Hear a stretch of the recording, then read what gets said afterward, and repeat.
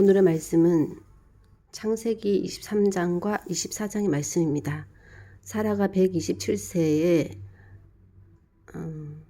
헤브론 기럇 아르바에서 사망하게 되고, 아브라함이 매장지를 요구해서 소알의 아들 에브론에게 구하여 막벨라 굴을 땅값 400세겔을 주고, 그 밭과 거기에 속한 굴, 그 주위의 모든 나무를 아브라함의 소유로 확정짓고 그 후에 사라를 장사하게 됩니다. 아브라함이 나이가 많아 늙었고 여호와께서 그에게 범사에 복을 주셨는데, 아브라함이 자기 집 소유, 모든 소유를 맡은 늙은 종에게 고향 내 족속에게로 가서 아들 이삭을 위하여 아내를 택하라. 하나님이 사자를 앞서 보내리니 아들을 데리고 가지는 말라고 말하고 있습니다. 그래서 낙타 10匹를 끌고 주인의 모든 좋은 것을 가지고 떠나서 나홀의 성에 이릅니다. 여호와여, 원하건대 오늘 나에게 순조롭게 만나게 하사 내 주인 아브라함에게 은혜를 베푸소서. 기도를 하고 그 말이 말이 끝나기도 전에 리브가가 등장하고 그 이후에 또 라반도 나오고, 그 이후에 이삭이 리브가를 사라의 장막으로 들이고 맞이하여 아내를 삼고 사랑하게 됩니다. 이삭이 그의 어머니 장례한 후에 위로를 얻었다라고 기록하고 있습니다. 여기에는 두 여인이 나오고 있습니다. 사라는 이삭을 임신하고 출산한 뒤에는 어떤 등장 없이 죽음의 순간이 나오게 되고, 또 이삭의 결혼 상대로 리브가가 등장하는데, 생판 듣도 보도 못한 사람과 머나먼 타국에서의 결혼 생활이 시작되는 내용인데, 이삭은 또 외아들이고 늙은 시아버지가 있는 상황이어서 그 시작이 순탄치만은 않을 것이라는 것을 예상할 수 있습니다. 이 두 여인의 삶을 보면 주도권이 그 남자에게 있다는 것을 다 알 수 있습니다. 하나님의 주도로 아브라함이 고향을 떠나 외국 땅에서 지낼 때 사라와 가장 오래 동행을 하게 되고, 또 10살이나 차이 나는 아내 사라보다도 더 오래 살면서 또 아들까지 아브라함은 결혼을 시키게 됩니다. 아브라함의 외아들 이삭은 어머니의 죽음 이후에 리브가를 아내로 맞이하므로 아버지의 대를 이어 타지에서 삶을 이어가는데, 리브가가 함께 하면서 또 리브가와 가장 오랜 시간 동행을 하게 될 터인데, 그렇게 떠나온 리브가는 결혼하고 나서 아브라함의 아내로서 함께 동행했던 사라보다 어떤 면에서는 아주 다른 평범하지만 않은 여인은 아닌가 하는 생각이 듭니다. 고향에 대한 미련이나 가족에 대한 그런, 가족을 떠나기를 싫어하는 그런 마음은 전혀 비춰지지가 않고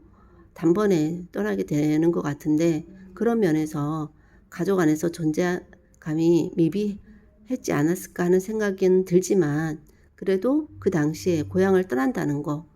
한 번도 본 적 없는 사람과 결혼한다는 거, 그것은 대단한 모험이 아닌가 하는 생각이 듭니다.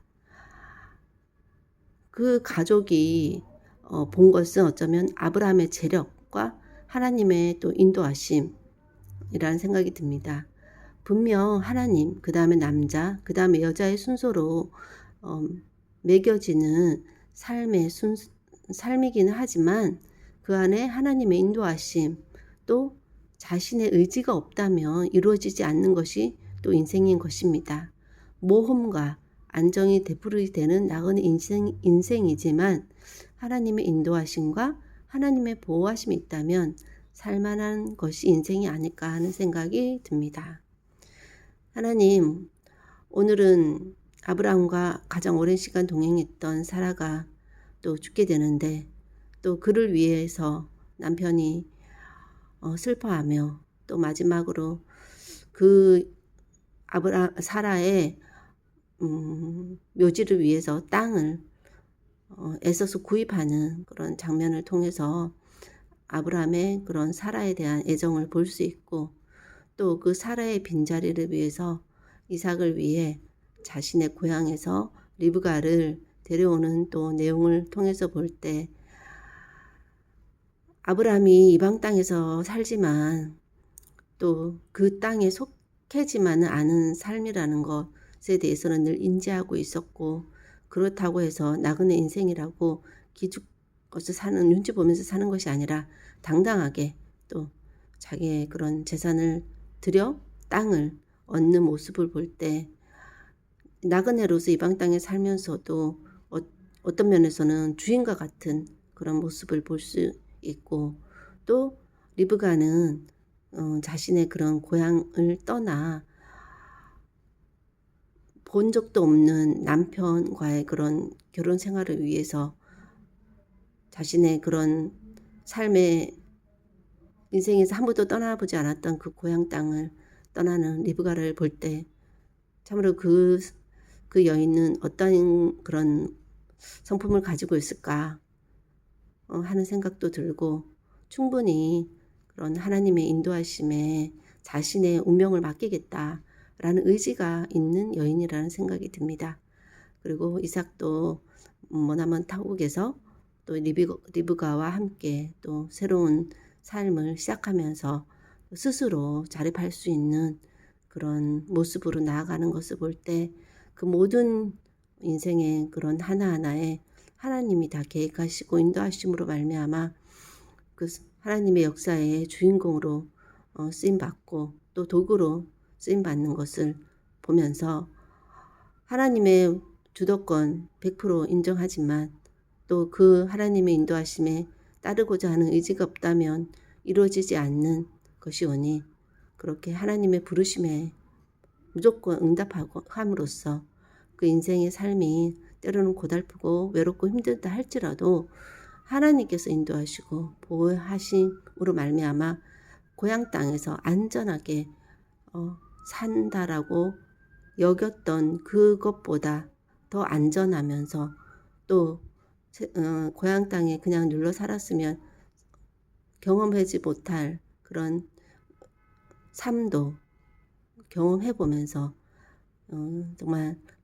100여년밖에 되지 않는 그 인생을 아주 익사이팅하게 살 수 있는 그런 은혜의 삶을 오늘도 또 살게 하심을 믿고, 여인으로서 남편의 그런 주도권 밑에 있지만 그럼에도 나의 의지를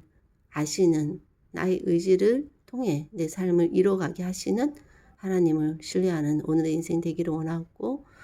모든 말씀 예수님 이름으로 기도하였습니다. 아멘.